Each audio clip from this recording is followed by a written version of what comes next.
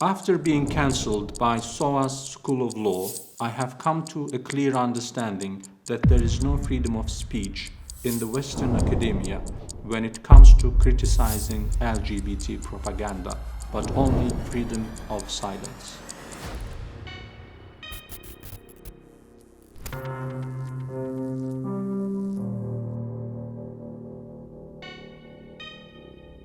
I am a professor of public law in Ankara.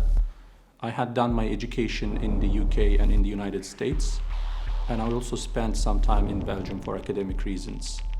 It all started with a Facebook post by an academic in Turkey, and on the day of Children's Day, on Children's Day, she posted on Facebook promoting transsexuality to children.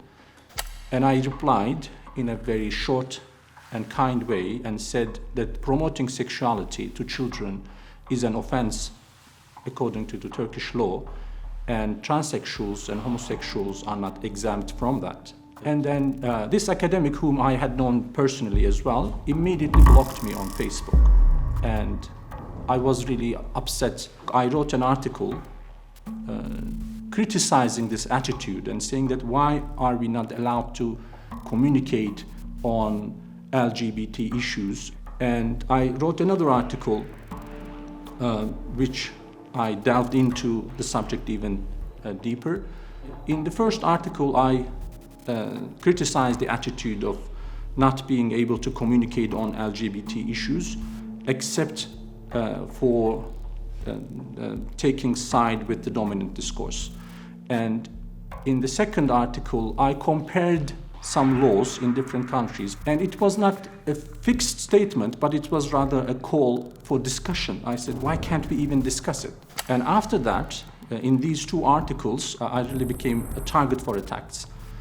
These attacks were mainly on my academic and my vocational and my public image, and I really got some nasty messages and attacks, and I was called homophobic, I was called narrow-minded, I was called bigot, I was called all sorts of nasty and negative things. They contacted all my institutions abroad, all my alma mater, which is Indiana University, Harvard University, and then University of London, School of Oriental and African Studies, and finally the Catholic University of Louvain in the French-speaking part of Belgium. The School of Oriental and African Studies had my profile on the law school page for more than 10 years with my photo and my testimony to advertise the school and how good it is. But just upon the slanders that they had received,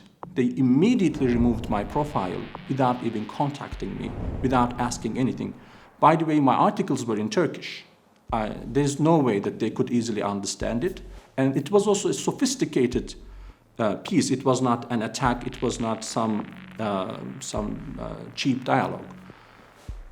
And they immediately removed my profile. And I contacted the dean of the school, and I asked, why did you do that without even contacting me? And in law, you are a law school, and in law, we believe in the value of due process. And the dean replied and said that these people, meaning LGBT, are so vulnerable that we have to protect them so much that you can't even comment on them in any way. I said, well, in this situation, they are not vulnerable. I am the one who is vulnerable because I'm not even listened to, and their slander is more effective than my truthful and honest and fair stance.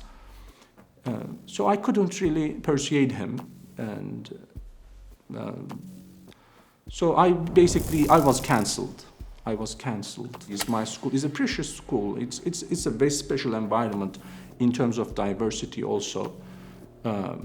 But diversity, the spirit of diversity has been damaged so badly by LGBT radicalism.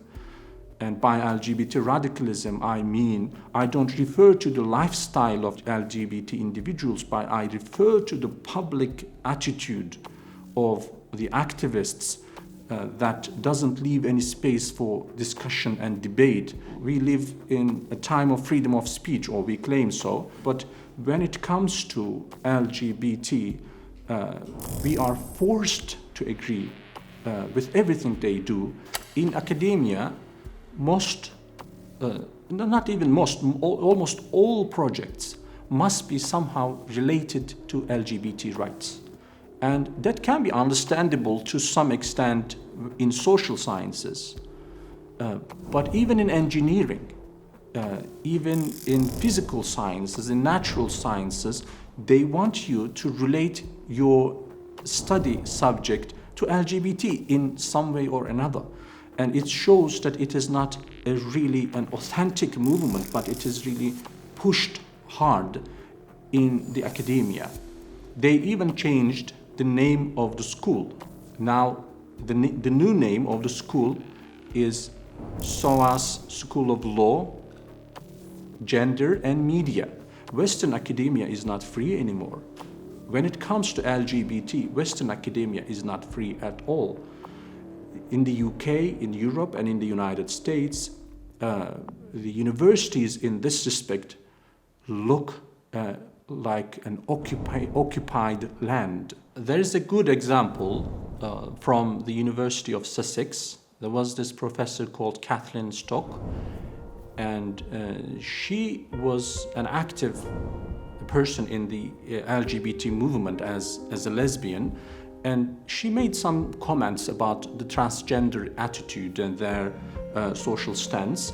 And just for that, even though she was one of them, she was cancelled and she had to resign from her post at university. That shows that even small divergences within the LGBT community is not tolerated. And I actually have this experience through my students who are part of the LGBT community, and they say that LGBT discourse and LGBT attitudes are so dictatorial, so authoritarian and totalitarian that even they are not tolerated in the community if they think even in a slightly different way. At my school, SOAS, there are so many groups, and it is a perfect place for diversity, as I said before, but only one flag was put at the top of SOAS main building, which was the LGBT flag. I mean, all the remaining groups had to spend time, had to be under the dominance of LGBT. That is not fair. Variety is valuable when there is equality. If one group dominates over the others, if one group dominates the discourses and approaches in universities and outside universities in society, then we can't really talk about the free society and free universities anymore.